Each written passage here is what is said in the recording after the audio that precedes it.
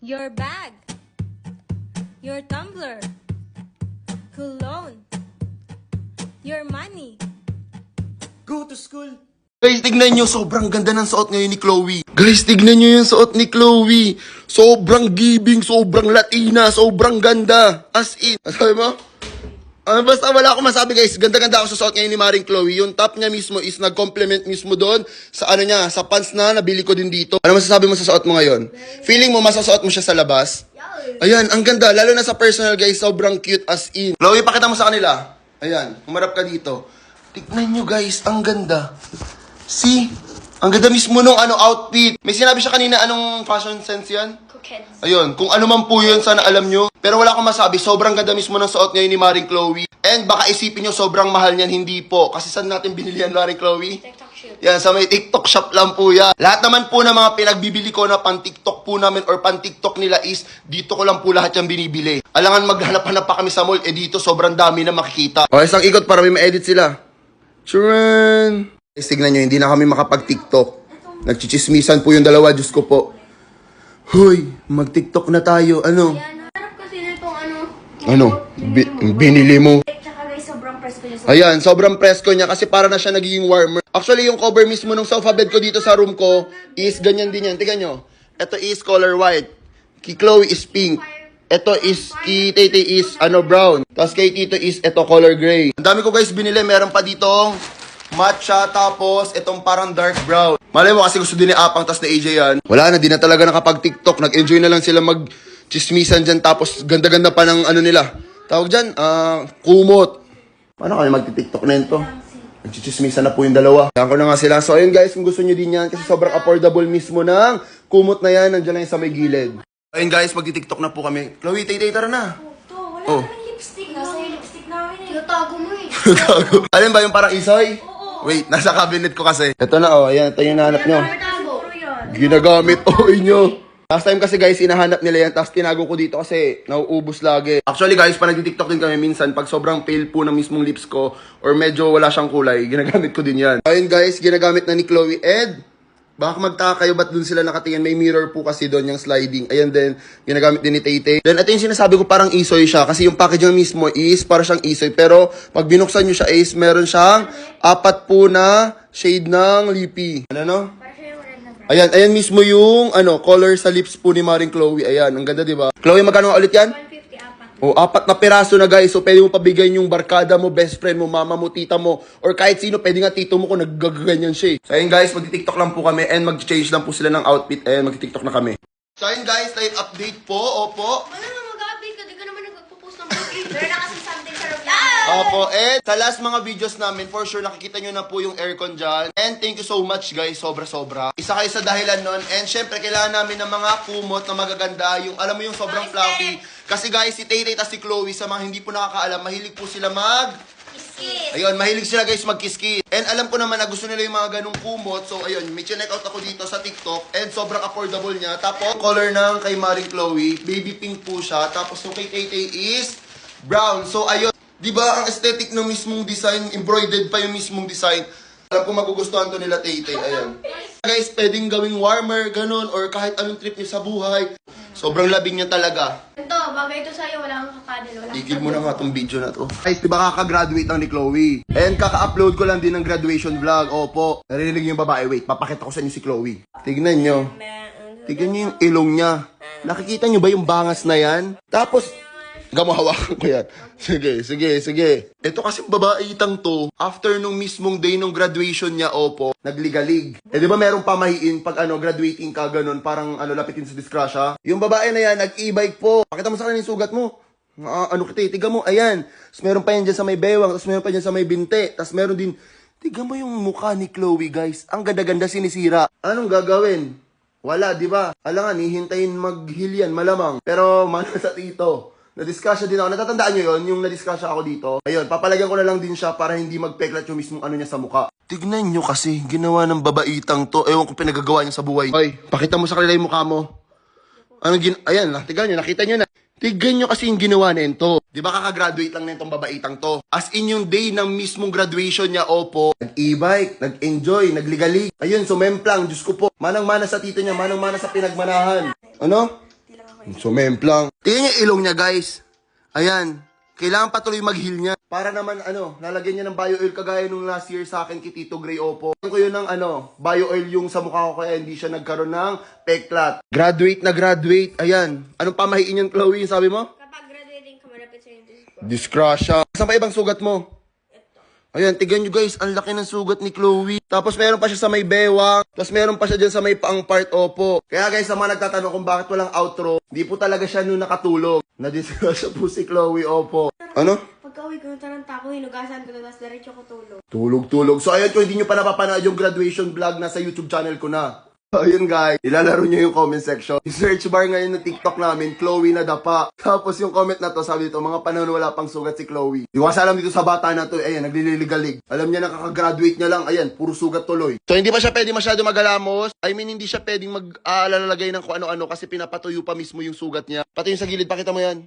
Ayan, ito, ayan o, ayan. Kasi ilalagyan ko yan mismo nung parang pampawala nung peklat, ganun. Hindi naman hinanap yung semplang ako. Alam mo ba yung search bar nung mismong video? Chloe na dapa.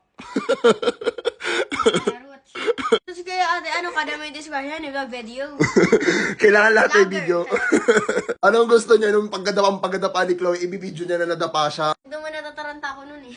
Kasi bakit? Mapapagalitan mo ako. Oo, mapapagalitan. Topic naman na natin yung graduation mismo ni Chloe. Uploaded na po mismo sa aking YouTube channel yung graduation vlog niya. So kung gusto mo mapanood yung pag-akit ng stage ni Maring Chloe kasi with honor siya ngayon. And guys, meron pa palang sugat yan last time dyan sa bibig niya. Kuya, ano pinagagagawa niyo sa comment? Ba't puro Chloe na dapa? Nagkaroon lang siya ng sugat, puro Chloe na dapa na yung comment. Ano bang... Lakas ng amats niyo. Chloe, ano masasabi mo sa Chloe na dapa? Next time ko ito makablink.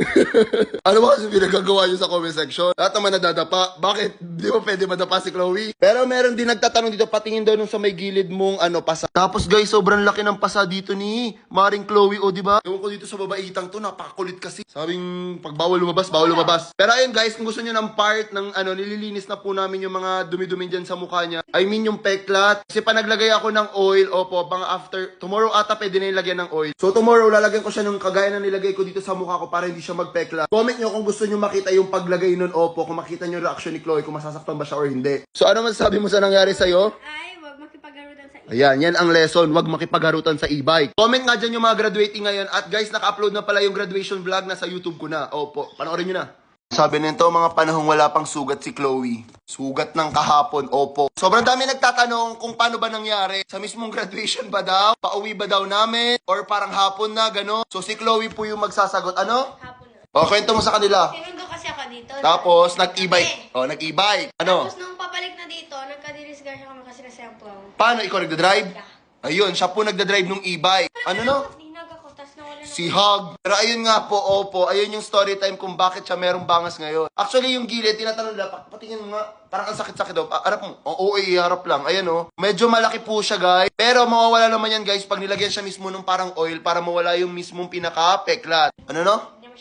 Hindi na daw masyado masakit kasi 3 days ago na po yun. And guys, for sure, marami na naman maghahanap sa inyo ng damit na suot ngayon ni Chloe. And yung jorts na yan, kasi sobrang dami din nagcha-check out yan ngayon. So ayun na masasabi ko lang sa inyo, Chloe, nasan yung mismo damit mo? Andiyan na yan sa may gilid. Nagsasorry na nga yung tao eh. Eh bakit kasi ang hirap mong tanggapin sa sarili mo? Natama ko't mali ka. O sige na nga, o sige na nga. Tama ako, mali ka. Ayun, oh my God. Yung search bar ngayon ng mga videos namin na recent is Chloe na Dapa Original. So, ano masasabi mo na ang mga videos natin is Chloe na Dapa Original? Ayan, tignan nyo yung ilong ng above na yan. Tay, ano masasabi mo na Chloe na Dapa Original?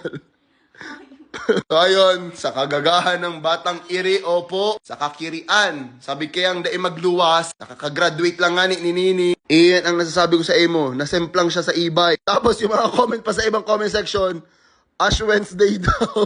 Ash Wednesday yung iba. Hindi, yung sa may taas niya, Ash Wednesday daw. So ayun, tatanungin natin ang reaction ni Maring Chloe. So ano masasabi mo sa search bar natin ngayon? Sanay na po kami paglaruan. Alo, parang iba naman yun. Pero ayun nga po, opo, sobrang dami magtatanong kung ano na naman suot nilang damit. And nakita nyo na to last time, and itong shorts na to. Tapos may bagong shorts din na suot si Tete, ililink ko na lang yan lahat. Ayan, sa may Gedli, opo.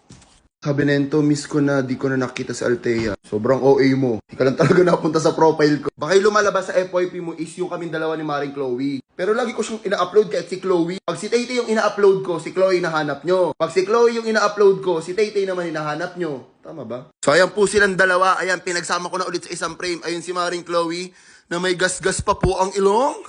O, Althea May. Magpakita ka daw. Ayan si Tay-Tay, nahanap nyo sila eh, di ba? I mean si Tay-Tay lang po pala. So ayan silang dalawa, opo. And hindi ko pa na-upload yung graduation vlog ni Tay-Tay. Abangan nyo lang yon. And alam ko, hahanapin nyo na naman yung suot ng dalawa. Wait lang. Nakahiga pa si Maring Chloe. Ayan, etong damit na to is, lagi yan tinatanong sa akin. Para kasi siyang football jersey, pero fitted version, di ba? Meron kasi silang parang football, pero yung green and white. Ano no? Uso yan. Tapos, bumili na naman ako ng bagong shorts, pero hindi siya sobrang haba. Basta di ba may maikling short, pero yan kasi parang above the knee. So kung gusto niyo yan, pati yung damit ni Maring Chloe, lagay ko sa gilid. Chloe, tika mo, basahin mo yung tanong nila sa'yo. Congratulations, Chloe. By the way, nasugat ba yung ilong niya? Nasugot pa daw yung ilong mo? Hindi, filter lang to. Filter. Okay, kailangan nyo make-up. Sobrang okay, mag-makeup ba? Tika mo, pakita mo yan. Ayan, imi-makeup pa ba yan ni Chloe? Pati yung mismong sugat niya, wait lang, papakita ko ng mismong malapitan sa inyo para masabi kung hindi talaga siya makeup. So, ayan siya guys, opo, side view ka. Side view talaga, front yan eh. Ayan yung mismong ilong ni Chloe, oh, hindi yan makeup, ayan oh, di ba? Tapos meron daw siyang pasa sa gilid, so gusto niya ba ng pasa reveal? Ayan, kagipradan kaya kang nini na iniyu. Sabing bawal magligalig pagkakagraduate lang or before mag-graduation. So sa lahat ng mag-graduate yan this year, opo, wag kayo lumabas ng lumabas kasi baka mamaya. Kasi ako naging example. Ayan, naging sample po si Maring Chloe ngayon. At dahil dyan, naghahanap kayo ng sample kagaya ni Maring Chloe. Opo, marami na naman magtatanong tungkol dito sa damit ni Chloe. So for sure, tatanungin nyo saan nabili yan, nasan po yung link, gano'n, nasaan ba Maring Chloe? Pati yung shorts niya, opo, ayan na yan. Andyan din yan sa may gilid. Ayun guys, opo, nakita nyo naman yung latest upload ni Tay-Tay. And sobrang dami naghahanap ng dress niya. And opo, dito lang yun. So ayun guys, sobrang ganda. Huwag nyo na lang pansinin yung tuwalya ko sa likod. Pero, ang ganda mismo ng dress ni Tay-Tay. Ano masasabi mo sa dress mo, Tay? As in, anong sinabi mo kanina? Pwede na pang senior. Para siyang pang senior high ball, gano'n. Tignan nyo, na-emphasize mismo yung body shape ni Tay-Tay. Tapos, may ang tawag doon, design pa sa mismong dulo. Tignan nyo, ang ganda mismo, ayan o. See? Di nyo iisipin na sa TikTok shop siya nabili, ganun tignan siya sa personal. Ano na? Para siyang H&M, Zara, ganun. Bershka yung vibe niya. Kami mga pang-alis sa H&M na pambabae, ganun yung vibe nento. Pero, dito lang yan nabili. Ayun guys, sobrang dami naghahanap ng update dun sa sugat ni Maring Chloe. I mean, yung nasemplang siya, opo. Parang 1 week na after nung graduation niya, uploaded na pala yung graduation vlog, baka panoorin mo din. Chloe, anyari na sa mga sugat mo? Ano na? Tuyo na. Wala, tuyo na. Pati nga nandito. Ayan guys, nawala na yung mismong mga, parang lang siya, peklat. Pero binababara mo naman yan, di ba, ng oil? Side view ka ulit, wala na yung sa ilong niya guys, ayan. Ayan, wala na guys. Natanggal na po talaga, ayan na. Pretty girl na po siya ulit. So yung sa may braso niya, mas matagal pa yan, opo. Kasi medyo malaki yung sugat niya, malamang. Pwede naman ako guys magpasemplang another semplang series. Series. Sumbong kita sa mga para semplang ka ulit. Pero ayun guys, gusto nyo ba ang tawag doon? Night routine ngayon ni Maring Chloe kasi every matutulog siya, may nilalagay kasi siyang cream doon sa sugat niya. Para if ever magkaroon ka ng sugat or masemplang ka din dyan, meron ka idea kung anong pwede ilagay dyan sa katawan mo. Okay, tularan. Huwag ka lumabas pag after graduation. So ayun, kung di mo pa napapanood yung graduation vlog ni Maring Chloe, link on my bio. Sabi ng comment, ba't nawala na yung sugat ni Chloe sa ilong? Nag-makeup na siya eh. The joke. Wala na talaga guys. Wait, i-update ko sa inyo yung sugat ngayon ni Maring Chloe. Hey Chloe Asia Moraine, update sa yung mukha. Ayan, wala na po siyang sugat sa mukha. Ayan, tingnan nyo ulit yung ilong niya. Side view ka. So side view ka, side view hindi front. Ayan. Ayan, wala nang sugat po si Maring Chloe. Ayan, sinide eye niya pa kayo. See? May tatanong na yan for sure sa comment section. Anong nilagay mo sa mukha mo? Ba't nawala yung peklat? I mean, nawala yung sugat. Ano? Mantiko. Hey guys, oil talaga yung nilagay niya. Pero siya eh. Brand kasi yun. Basta di ko na lang sabihin. Pero kung gusto nyo malaman, comment nyo dyan. I-comment ko yun. Sobrang effective kasi di ba nung nagkasugat din ako dati last year, yun din yung nakapaalis dito mismo. Hindi ako nagkapeklat sa mukha. Yung braso mo, update mo sa kanila. Ayan, meron pa naman. So lalagay niya pa rin yan. Kasi matagal po mawala yung mga pag sa mga gilid-gilid. I mean, mas makapal kasi yung balat doon, so mas matagal siya mag-heal ganun. So ulitin ko, opo, mag-ingat kayo pag mag-iibay kayo. Huwag nyo gayahin yung ginagawa ni Chloe. Samahan nyo ulit kami mag-explore dito sa Daet, Cam Norte. So, andito pala ulit kami ngayon sa Papatantan. Dito ulit kami nag-check-in, opo. Kasi hindi naman kami taga-Cam Norte, taga-Cam Sur kami sa Maynaga, opo. At umalis na kami kasi nga, syempre, alangan magstay kami doon. Pero ayun, bago kami pupunta namin is kumain muna kami. At, ayan, andito na kami agad sa Mampurog. Correct me if I'm wrong kung taga-Dait ka, kung tama ba yung nasabi kong location, opo. Sobrang ganda ng place na to, guys. And sobrang mura pa mismo nung entrance. And halatang summer na kasi sobrang daming tao nung time na yan. Ang dami namin kasabay na nagsiswimming. Sobrang linaw ng tubig. Siyempre, hindi mawawala ang alak, nature, at isang tomboy. Joke lang. Pero ayun, nagbabanding na po kami. At kumain muna kami ng balot dito. Tapos nagpapalamig na si Vicente, si Shanley, at ayan po silang dalawa. Kala mo couple talaga pero hindi. So suggest pa kayo ng mga ibang places dito sa Bicol na pwede namin i-explore. So bye!